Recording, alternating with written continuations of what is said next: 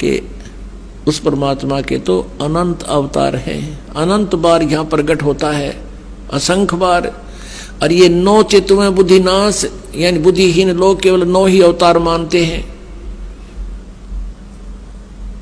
और वो खलक खेल खलक में, ये इन 9 अवतारों को ही भगवान मान रहे हैं। उस परमात्मा के अनंत अवतार हैं और वो खलक खेल खलक में 6 ऋतु 12 मास। और भगवान क्या बताते हैं, जहां जन की महिमा सुनो ता मैं गवन करंत, वो तो नगर निश्चिंत बसो जहां मेरे प्यारे संत।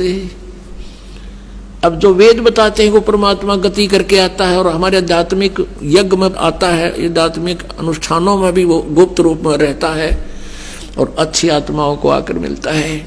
और वो परमात्मा स्वयं भी कहते हैं, जहां जन से महिमा सुनो, जहां मेरी महिमा चलती है, जहां मेरा ज्ञान प्रचार होता है, तहां मैं गवन करंत, वहां मैं पहुंच जाता हूं एक पल में। पहुंचूंगा क्षण एक में, जन अपने के काज, हिरण्यकशिपु जो मार दूं और नरसिंह धर लूं साज।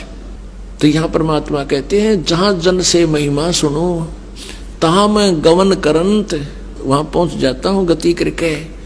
और वो तो नगर निश्चिंत रहो जहां मेरे प्यारे संत, जहां मेरी प्यारी आत्मा है, कहते हैं उस नगरों को भी हानि नहीं होने दूंगा।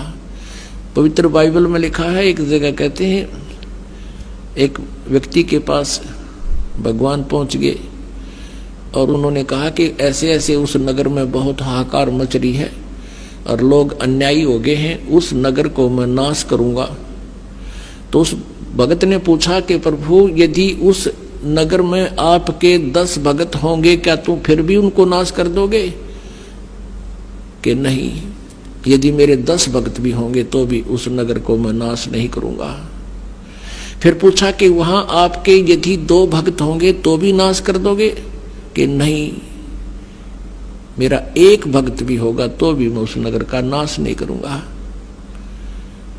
तो पुण्यात्माओं, यहां वही परमात्मा कहते हैं, जहां जन की महिमा सुनो तहां मैं गवन करंत, और वो तो नगर निश्चिंत रहो जहां मेरे प्यारे संत।